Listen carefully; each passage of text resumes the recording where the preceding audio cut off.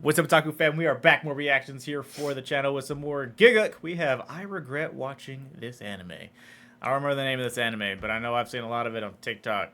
What is it? I don't know, it's a romance I anime. know you just said, I said you didn't remember. I'm like, what is it? You said it's a romance? Yeah, it's a romance anime that I've been seeing get a lot of mixed reviews on. So I don't really know the premise of this. We're going to find out today with each other, with Gigguk here. Thank you guys for the continued support. Be sure to comment, like, subscribe. Every little bit helps. And check out the Patreon link down below for a full uncut reaction to TV shows, animes, and movies. Cobra Kai is finishing over there at the time of this reaction. Sad. Yeah. There's a poll going on to see what replaces it. Right now, it's between My Hero Academia Vigilantes and To Be Hero X. So if either of those interest you, you might want to consider joining us so you can cast your votes. And who knows, maybe one day, if this isn't a horrible anime, we might put this on a poll and we might watch this too. Or Ren might just pick it. It's a romance anime. It's liable to get picked if it's a romance anime. That is her 90% of the time pick to do so.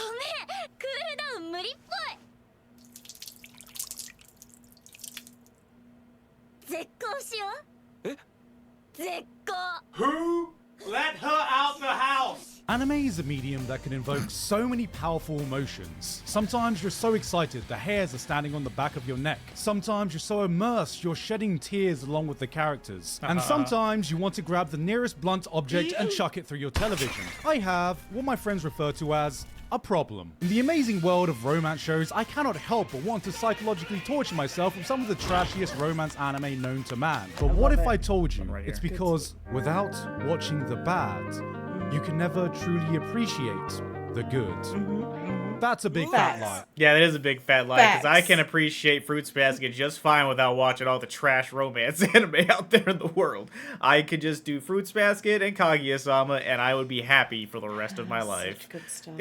And all the other stuff is trash! I'm just addicted to this shit. And this spring, there's been one show standing on top of the biggest, stinkiest pile of trash heap in a season where one of the options is a harem romance show between one guy and his 5 stepsisters. One anime has somehow eclipsed all that to become my certified hate watch of the month. Can a boy-girl friendship survive? A show that has made me so frustrated, showcasing characters so toxic, I can only deal with my anger the only way I know how, making everyone around me suffer too. So, if you woke up today and thought, you know what? My mental health is doing a bit too good today. Oh boy, do I have the cure for that. I've never thought that. Man, I'm not gonna lie though. I'm barely a minute into this video and I'm already sick of talking about the show. Can we just get just one anime where male-female relationships aren't some ticking emotional time bomb? Oh? What's this?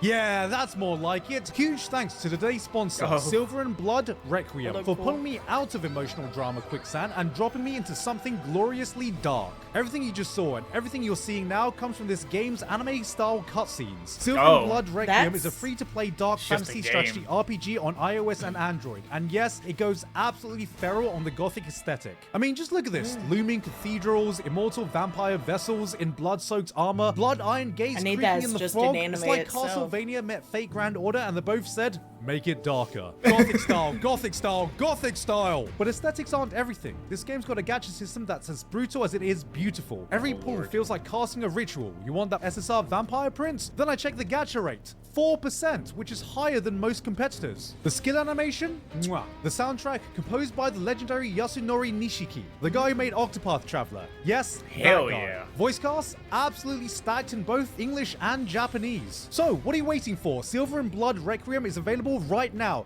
Click the link in the description or scan the QR code on screen to download it today. Join the What Who Does Your Blood Hold events and get yourself a starter pack before you miss the launch window.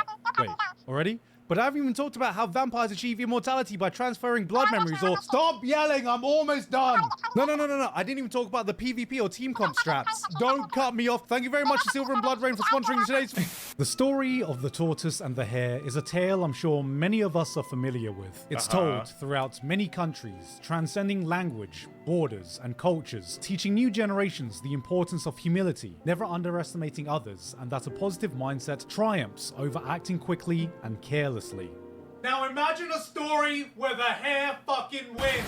Yu is just your typical backboneless romance protagonist with a single passion in life, crafting homemade flower jewelry. But unfortunately, he's afflicted with a condition known as Asian parents, who want him to give up on his hobby so he can become a doctor or some shit. So he needs to show them the only thing that can convince an Asian mum to leave you alone. No, mum, I can make money doing this. It's a financially viable career. Don't make me go back to the BBC. However, he ain't attracting any buyers. He's got no aura, no prospect, and no bitches. That is until he has the fortune and we have the misfortune of being noticed by the #1 most beautiful girl in school, who is also the most popular. Himari, who looks at his jewelry and is like, You smell that? What is that?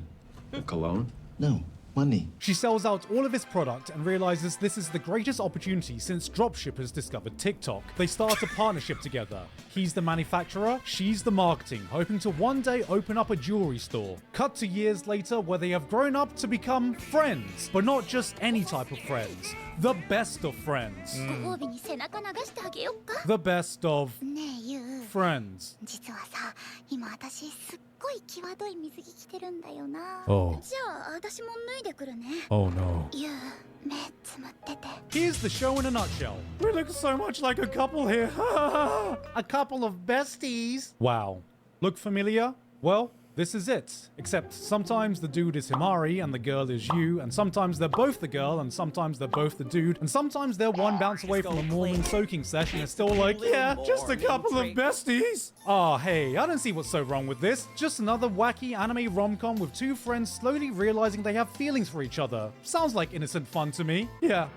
That's what I thought I was getting into as well. See, what I didn't realize was that I was about to get introduced to some characters that would make me reconsider monkhood to deal with some of the anger it gave me. So, let's talk about some of the... Initially, Himari just seems like your extroverted, energetic, cute anime heroine with blue hair. And I was getting ready to cheer for her, not knowing I was getting fooled by this hellspawn of a hussy. Now, historically, girls with her hairstyle have not had the greatest track record in romance anime, and I would like to think one of them finally deserves a dub. Yet, she has single-handedly set back the reputation of short, blue-haired romance heroines fucking decades. Rem, Rui, Ichigo. Now, every time I start feeling sorry for one of these girls being on the losing side of love, I'm gonna think back to this face and go, nope, you know what? Maybe the short blue-haired girls deserved it. Blue. From the onset, you can tell that this friendship is doomed. Now, I'm not here to judge. I'm just saying, if any one of my female friends acted like this to me in front of my wife, you can bet my ass is gonna be waking up on her couch that night.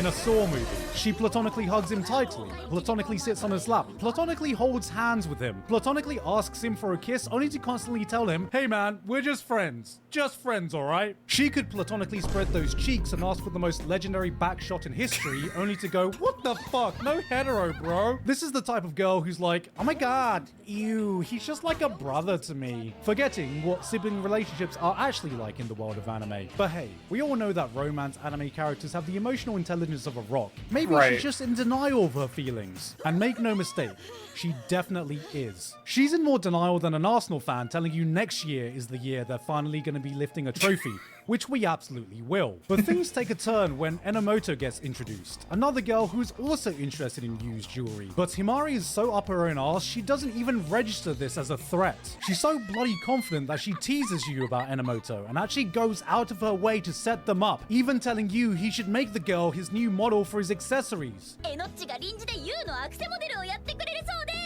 You know, the thing she's been solely doing for you this entire time? Bitch is feeling so smug, she calls the girl out for being a virgin right in front of you. Like, damn girl, we going full Britney Spears toxic with this bitch? ユウそんなリアクション露骨だと童貞だってバレちゃうよやっちゃー But this smugness is short-lived when she sees you actually giving Enomoto some time. And not only that, but Enomoto is actually in touch with her feelings and tells her that she likes you. And they were unknowingly each other's childhood crushes before she even came into the picture, outranking her prestigious childhood friend status. 付き合ってないのあれもしかしてタイプ Wait, there's actually a chance they like each other?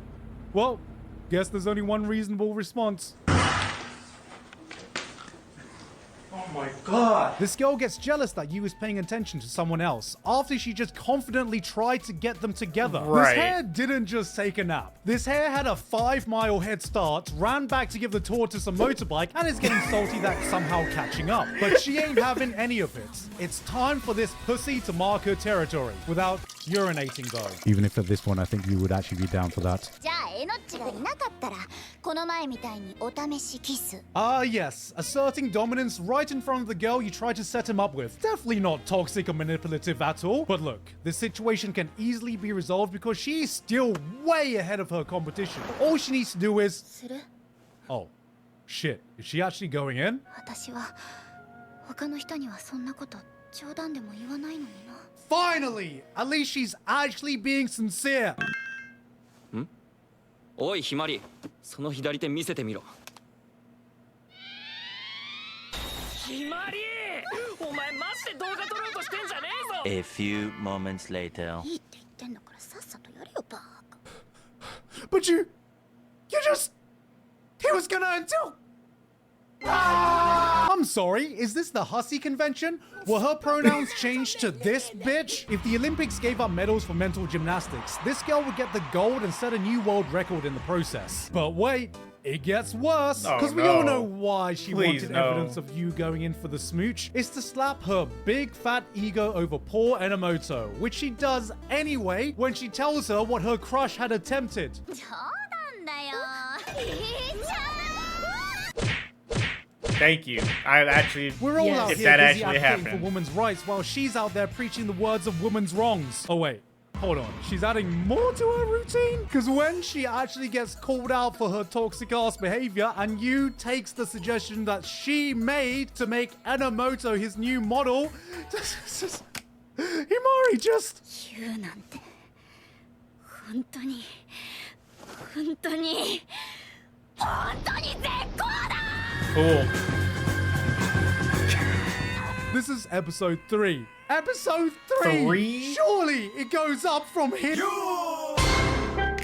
This is You know, exhausting. it probably wouldn't be so frustrating if we didn't have a main character who enables every bit of toxicity Yeah, that I can Himari tell that's exhibits. definitely what's Now, we've fucking met happening. some dense romance protagonists in our time, but this is a different kind. There's a girl waving a red flag the size of Russia 5 feet in front of him, but this motherfucker is completely colorblind. Unlike Himari, Yu is in absolutely no denial of his feelings. While Himari is out there platonically asking for fake-out kisses, Yu would willingly platonically hit that so hard, whoever could pull him out would become the king of bloody England. He knows he likes Himari, but unfortunately, if love makes you blind, you can see about as well as Gojo Satoru. Because, I mean, just look at this. Putting up with Himari's bullshit, listening to exactly what she tells you to do, then getting water thrown in your face and being told that your friendship has now ended. This is a crash out so insane, Moist Critical is about to make a video on it. But okay, maybe your friend was having a day off. You know you did nothing wrong, but maybe you just have to talk to her directly and confront her. And how does she respond?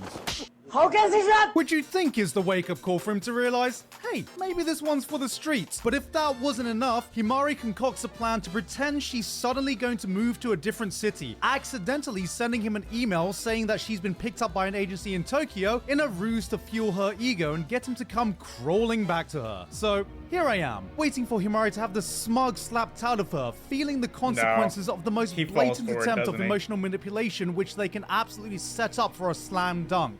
私の予想だとユウはこの連休の間に泣きついてくるね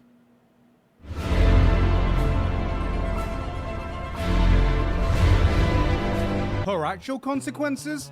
Yu makes a letter of resignation to his school, showing that he's willing to give up his life to move to Tokyo with her, making her a custom ring, groveling at her feet, giving Himari everything she wants and more. And the worst part? She doesn't even tell him that it was a fucking lie the entire time. But who needs consequences? This is our main girl. She's not just any romance heroine, she is her. That's right. Give me a H, give me an I, give me an M, give me an A, give me an R, give me an I. That's nice. What does it say? It takes up until episode 8 for Himari to fully come clean and apologize for her lying and manipulating him. And then his response upon hearing this is, いいよ。 it's okay. It's okay! My doormat has less people walking over it than this guy over here, and this was the exact moment I realized I will never see the ramifications I was looking for. Bro is just too far gone. This man would buy the entire stock of Himari's bath water if she wasn't too busy drinking it all herself, because maybe he just doesn't have a chance with any other girl who's not as toxic or manipulative, or all in all is just a self-centered psychopath. Wait a minute. Hello, Moto. Equally as far gone as our resident doormat is Enomoto, who is in love with you. She makes notes of all his likes, dislikes, personality traits he wants in a partner, and honestly, it would be admirable if it wasn't so sad to watch. You know how some people say guys just can't take the hints? Well, here's the hint. ゆうくんのこと好きなんだもん。好きです。好きなんだもん。 Girl, it is not happening. Why are you staying here? This girl gets rejected so many times, I'm starting to wonder if she saw Rem's scene in ReZero and marked it down as a fetish. Watching her is like watching the human centipede with Enomoto all the way at the back. And yet, she keeps trying. 今はひーちゃんに譲ってあげてるだけ。最後に勝つのは私。 That's confidence. That's some Delulu right there. Look at this girl. Anyway, girl, keep shooting your shot. And that sums up the viewing experience of this anime. It's been a long time since I've watched a show that fills me with enough concentrated anger to power the entire country of Norway. Then, why don't you just stop watching it? It's a train wreck. Look, Can't I'm see. not even going to pretend this pain is anything but self-inflicted. Anyone who knows me, I am just a moth, flying towards one flaming dumpster fire of a romance to another. Cause, you know what? I can't even call these characters unrealistic. I've met friends who act like these two. I've come across girls who are completely oblivious to how self-centered they can act and lash out in the most toxic way when they realize they are no longer the #1 priority. Guys who let people walk over them and enable this kind of behavior. And I think the thing that pisses me off the most is that unlike the usual dumpster fire of romance I love to consume, the series seems completely unaware of this fact and gives them every single pass possible. By the end of this show, I realized that this was all Himari's world and we were just living in it. There's even this one big final conflict that arose based on a lie Himari told about going to Tokyo, and it's completely solved with absolutely zero actions done by the main characters. Everyone gets a happy ending, and we learn that the hair can be as toxic and self-centered as it wants to be, but as long as there's an even more toxic and mega bitch hair to make it look less bad by comparison, it's still gonna win, because the hair's a quirky anime girl that says... So thank you for coming to my TED Talk and allowing me to deal with my anger the only way I know how. Now, I'm just gonna cleanse my palate with my next series to calm me down. Bro. Oh god. Oh, hell no! Get a red the boy-girl friendship survive. No. Oh my. Yeah, never mind. I'll tell you guys right I'm now. not We're not going. watching that. I refuse. If I didn't get tired of it, you would instantly be like, I can't do this. Bro, you anymore. said episode 3? No, bro. There's no way. I couldn't even... Like, there's a lot of trash romance anime that when we react to it over on Patreon, I think internally, this would have been better as a community watch party with the homies in Discord, so we could have just made fun of it together. I couldn't even do that with this show. I want no parts of any. I wouldn't touch this show with a 10-foot pole. But shouts out to you, Garn. If this is your cup of tea, then by all means, bro, have fun with that. That's not the type of romance I like. It's not. It's all the stuff I hate about romance anime turned up to a 10. To its extreme. Exactly. Now I understand why there's so many people hating on this show. It's deserved. Yeah, I had no idea about, like... I've just been hearing, like, generic bad things about it and just about the blue hair character specifically. And now I understand why. Yeah. It's very valid. I've never seen any specific examples because I've never looked into it enough to care. But, yeah. No. Yeah. Yeah. Thank you, Garn, for educating us on this dumpster fire of an anime that we will no longer even attempt to check out. I think it's in one of our watch lists on Crunchyroll. I think it might have been, yeah. It'll be removed shortly after this video is done being recorded. Not like, doing it. I'm done. Never mind. Click. And delete. Thank you guys for the continued support. Feel free to let us know down below if you've watched the show, if you enjoy it or not. If you do, I'm so happy for you. but it is not for us. We will see you guys for the next video. Bye.